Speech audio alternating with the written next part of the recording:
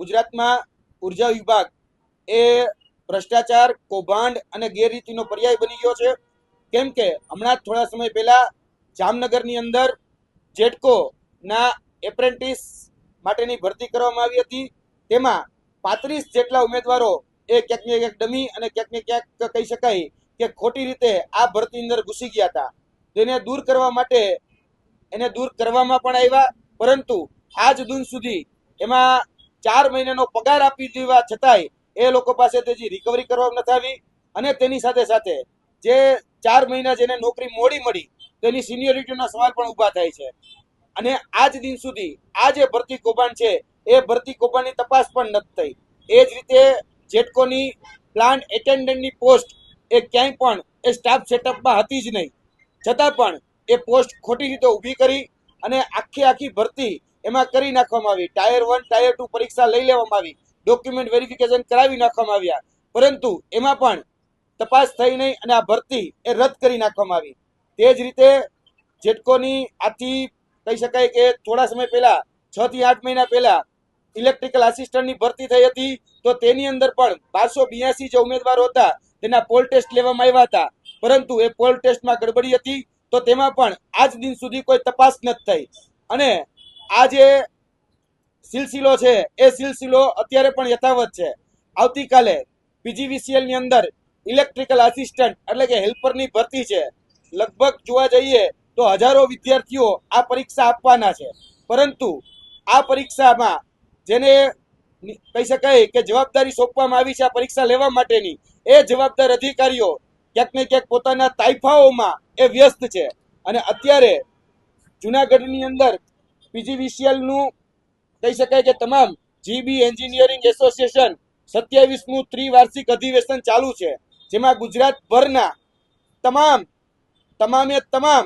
એન્જિનિયરો ત્યાં ઉપસ્થિત છે. ડી જેઈ થી લઈ બધા જ એન્જિનિયરો 5000 કરતા વધારે એ લોકો ત્યાં ઉપસ્થિત છે.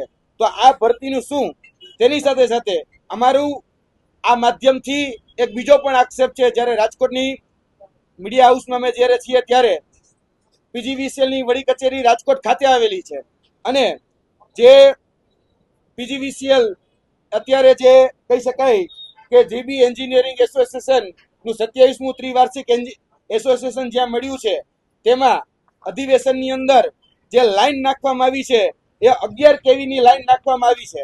તમે જોઈ શકો છો કે 11 કેવીની 2 લાઈન નાખવામાં આવી છે, જેમાં 2 ફીડરનો ઉપયોગ કરવામાં આવ્યો છે, રાજમોતી ફીડર અને એકલવ્ય ફીડર. આ એનો પુરાવો છે. હવે સામાન્ય નાગરિક, સામાન્ય ખેડૂત ને જો પોતાના વિસ્તારમાં એક ટીસી નાખવું હોય, એક લાઈન નાખવી હોય, તો હજારો પ્રકારના કાગળિયા કરવામાં આવે છે. એની મંજૂરી માટે 6 8 મહિના સુધી લબડાવવામાં આવે છે. તો આ કાર્યક્રમ માટે આ તો ખાનગી યુનિયન છે, તો આ ખાનગી યુનિયનના કાર્યક્રમને એ કઈ રીતે સીધી મંજૂરી મળી જાય છે? અને 2 ફીડરનો પાવર, 2 વીજ જોડાણનો પાવર એ એક જ જગ્યાએ ટેમ્પરરી વીજ જોડાણ આપવામાં આવ્યું છે, તો એક જ જગ્યાએ કઈ રીતે આપવામાં આવ્યો, કોની રહેમરાએ આપવામાં આવ્યો? તેની સાથે સાથે ગુજરાતની અંદર સ્ટાફની ખૂબ અછત છે. ત્યારે આ માનવ કલાકો જે છે એ માનવ કલાકો ક્યાંક ને ક્યાંક વેડફાઈ રહ્યા છે. અને અત્યારે પણ જે જાહેર જનતાના જે સેવકો છે એ જાહેર જનતાના સેવકો એ પોતાના ક્યાંક ને ક્યાંક ખાનગી યુનિયનના તાઇફાઓમાં વ્યસ્ત છે. અને વર્તમાનમાં જેને ખરેખર જાહેર જનતાના હિત માટે કાર્ય કરવાનું છે, જેમાં જે ગાડીઓ આપવામાં આવે છે, જે સરકારી ગાડીઓ છે, એ સરકારી ગાડીઓનો ઉપયોગ પણ આ તાઇફાઓની અંદર સરકારી ખર્ચે એ ઉધારવામાં આવે છે. તમે જોઈ શકો છો કે આ જે સરકારી ગાડીઓ છે એ સરકારી ગાડીઓનો ઉપયોગ આ જે ખાનગી યુનિયનનો કાર્યક્રમ છે, કોઈ સરકારી કાર્યક્રમ નથી. લગભગ આ જે યુનિયનનો કાર્યક્રમ છે એમાં 3000 કરતા વધારે ગાડીઓ આખા ગુજરાતમાંથી એ આવી છે. અને આનો હિસાબ શું એ સરકારી ખર્ચે સરકારી ચોપડે ઉતારવાનો છે? અને આ જે ગાડીઓ છે એ ટેક્સના પૈસામાંથી, ટેક્સ પેરના પૈસામાંથી આના ડીઝલના કે આના ઘસારાના કે આના બીજા બધા પૈસા ઉધારવામાં આવતા હોય છે. તો આ જે કાર્યક્રમ થઈ રહ્યો છે એમાં ન કરે નારાયણ અને કદાચ કોઈ જગ્યાએ વીજ પુરવઠો ખોરવાય, ન કરે નારાયણ કોઈ જગ્યાએ કંઈક આકસ્મિક ઘટના બને, તો એના માટે જે ડેપ્યુટી એન્જિનિયર, જે જુનિયર એન્જિનિયર, જે એક્ઝિક્યુટિવ એન્જિનિયર, આ બધા જે એન્જિનિયરો અત્યારે જે તાઇફામાં વ્યસ્ત છે, ન કરે નારાયણ અને કદાચ કોઈ દુર્ઘટના બને તો એના માટે એ કોણ જવાબદાર રહેશે? તેની સાથે સાથે આ જે બાબતો છે એ બાબતોમાં હમણાં જ આજથી 3 દિવસ પહેલા જ 24/12/2025 ના રોજ એક સર્ક્યુલર જીબી માંથી પાસ કરવામાં આવ્યો છે. જે સર્ક્યુલર એવું કહે છે કે કોઈ પણ કર્મચારી એન્જિનિયર હોય કે ડેપ્યુટી એન્જિનિયર કે એક્ઝિક્યુટિવ એન્જિનિયર એને પોતાનું હેડ ક્વાર્ટર છોડવું નહીં. આ પરિપત્ર તમે જોઈ શકો છો, સ્પષ્ટ રીતે કહે છે. અને કંટ્રોલિંગ ઓફિસરને જાણ કરવી, એની મંજૂરી લેવી એ ફરજિયાત છે. અને આમાં હેડક્વાર્ટર છોડવાની સખત અને કડક રીતે મનાઈ કરવામાં આવી છે. તો અત્યારે જે 5000 કરતા વધારે જે એન્જિનિયરો ભેગા થયા છે, તો એને શું એ મંજૂરી લીધેલી છે? અને જો મંજૂરી લીધેલી હોય તો એ ઉચ્ચ અધિકારીઓને પણ પૂછવા માંગીએ છીએ કે ભાઈ તમે મંજૂરી આપી કઈ રીતે, શા માટે? કેમ કે આ જે સેવા છે એ આવશ્યક સેવાઓની અંદર આવે છે. જો આવશ્યક સેવાઓની અંદર આ બધી ફરજો આવતી હોય તો જે ઉપરના જે અધિકારીઓ છે, એસી છે, એમડી છે, એ એમડીએ જ્યારે કહી શકાય કે સોશિયલ મીડિયા હોય, ઇલેક્ટ્રોનિક મીડિયા હોય, પ્રિન્ટ મીડિયા હોય, આ તમામ જગ્યાએ આ બ્રોશર જે લોકો આવવાના છે, જે લોકોના કાર્યક્રમ છે, એ બધી જ જગ્યાએ જો વાયરલ હોય તો ઉપલા અધિકારીઓ, junior engineer, deputy engineer, executive engineer એ બધા વગર એ ક્યારેય આ કહી શકાય કે આગળની જે પીજીવીસીએલ, યુજીવીસીએલ, ડીજીવીસીએલ, એમજીવીસીએલ ની કાર્યપ્રણાલી ચાલી શકે નહીં. અને આ મેં તમને કીધું એમ કે આવશ્યક સેવાઓની અંદર આવે છે, તો શા માટે એને રોકવામાં ન આવ્યા? શું એની પણ મિલીભગત છે? અમે આ માધ્યમથી એમને પણ પ્રશ્ન કરી રહ્યા છીએ. અને તેની સાથે સાથે જે મેં તમને કીધું એમ કે જે વાહનો છે એ સરકારી ઉપયોગ કરવામાં આવ્યા છે. હવે જે કરવા જોવા જઈએ તો ખાનગી કાર્યક્રમ છે, યુનિયનનો કાર્યક્રમ છે. શા માટે ભાઈ ખાનગી કહી શકાય કે સરકારી એ વાહનોનો ઉપયોગ કરવામાં આવે છે અને ટીએબી, ડીએબી બધું ઉધારવામાં આવશે? તો ભાઈ આ સામાન્ય જનતાના ટેક્સના પૈસે શા માટે ભાઈ યુનિયન વાળા એ તાઇફાઓ કરે છે? અને મહત્વની વાત એ કે આવતીકાલે ઇલેક્ટ્રિકલ આસિસ્ટન્ટની પરીક્ષા છે. અમારી પાસે એવી બાતમી છે કે આ પરીક્ષાની અંદર ગેરરીતિ થવાની છે.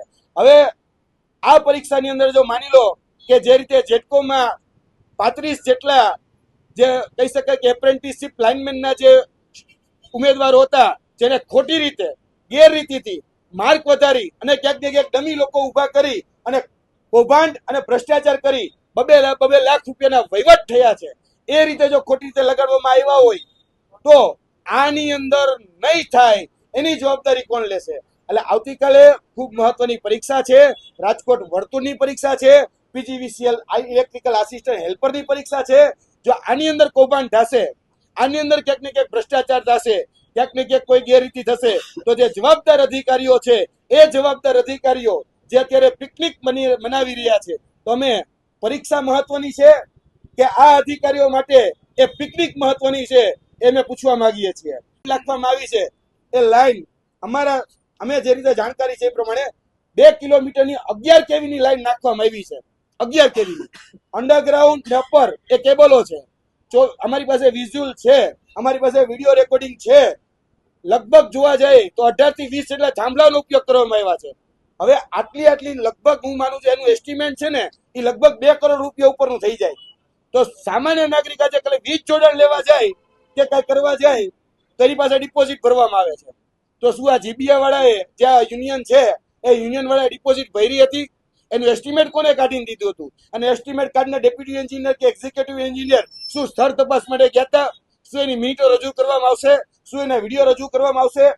અત્યારે આ કાર્યક્રમમાં જોવા જઈએ તો અત્યારે સેંકડો વૃક્ષોનું નિકંદન કાઢી નાખવામાં આવ્યું છે.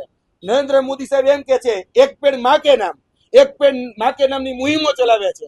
અને અહીંયા અંગત તાઇફાઓ માટે, પોતાના વ્યક્તિગત તાઇફાઓ માટે ક્યાંક ને ક્યાંક હજારો વૃક્ષોનું નિકંદન કાઢી રાખવામાં આવે છે. અમે અંદર ડોમની અંદર જઈને જોયું તો ફાયર સેફટીની બહુ મોટી મોટી ગુજરાતની અંદર વાતો કરવામાં આવે છે. તો શું અંદર ફાયર સેફટીના સાધનો મૂકવામાં આવ્યા છે ખરી? ફાયર સેફટી માટેની પરમિશન લેવા માટે આવી છે ખરી?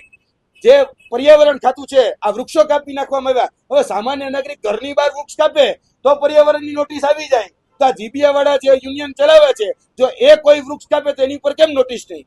એટલે આ ખાનગી યુનિયન આ રીતે તાઇફાઓમાં ક્યાંક ને ક્યાંક વ્યસ્ત છે. અને સામાન્ય જે નાગરિકો છે, જે યુવાનો છે, એની પરીક્ષાઓ જે છે એ ક્યાંક ને ક્યાંક ખોરંભે ચડી જાય. મેં તમને ગણાવી એટલી ભરતીઓની કૌભાંડ એ સાબિત થયેલા છે. ભરતીઓ રદ થયેલી છે. છતાં પણ આજ દિન સુધી કોઈ કાયદેસરની કાર્યવાહી કરવામાં નથી આવી.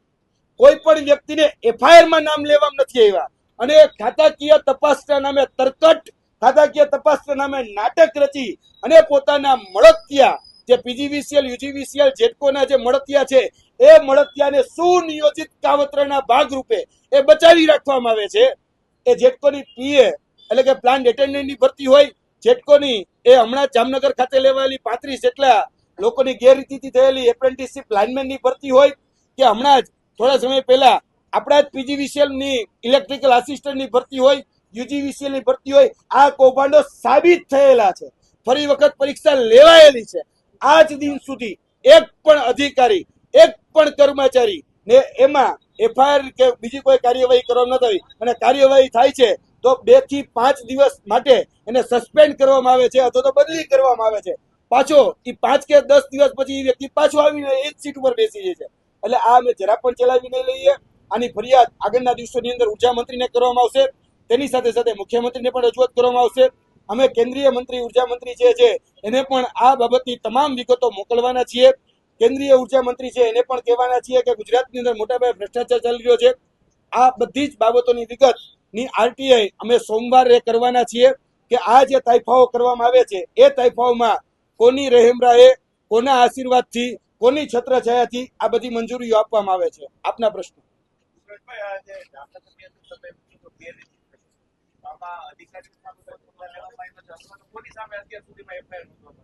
સિનિયર આસિસ્ટન્ટ જે પટેલ સાહેબ છે એની સામે જામનગરની અંદર ખાલી સસ્પેન્ડ કરવામાં આવ્યા છે અને સસ્પેન્ડ કરી અને બદલી કરી નાખવામાં આવી છે. જે 35 જેટલા ઉમેદવારો જે ખોટી રીતે લાગ્યા હતા, 4 મહિનાથી નોકરી કરતા હતા, હવે એના છૂટા કરી અને બીજા 35 ઉમેદવારો લીધા છે, એમાં ના નથી. પરંતુ જે ખોટી રીતે લઈ ગયા, ક્યાંક ડમી તરીકે, ક્યાંક પૈસાના કહી શકાય વગથી લઈ ગયા, તો એની સામે કાર્યવાહી કેમ નહીં? બીજું કે આ જે ખોટી રીતે લઈ ગયા એટલે ક્યાંક ને ક્યાંક જેટકો વાળાએ, જામનગર વાળાએ માન્યું કે આ ભાઈ 35 ની ભરતી મેં ખોટી રીતે કરી, એની જગ્યાએ સાચા ઉમેદવારને ભૈરાઈ કરી. જો એને માની લીધું તો એફઆઈઆર કેમ નહીં? કાયદેસર કાર્યવાહી કેમ નહીં? કારણ કે જેટકોની અંદર જે આ ભરતી થઈ એ ભરતીની અંદર આ તો 35 સામે આવ્યા છે. હજી હું તમને કહું કે એની અંદર આ ગોંડલ સર્કલની ભરતી, જુનાગઢ સર્કલની ભરતી અને કચ્છની સર્કલની ભરતી પણ સામેલ હતી.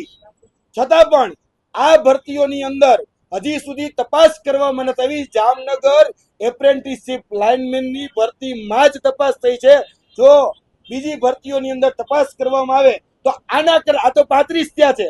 જો જુનાગઢ, ગોંડલ અને તેની સાથે સાથે કચ્છ ના લાઇનમેનોની, એપ્રેન્ટિસશીપ લાઇનમેનોની જો ભરતીની તપાસ કરવામાં આવે તો સેંકડો લોકો ખોટી રીતે, બોગસ રીતે, ભ્રષ્ટાચાર કરીને, ગેરરીતિ કરીને આમાં લાગ્યા હોઈ શકે છે અને છૂટા પણ થઈ શકે છે.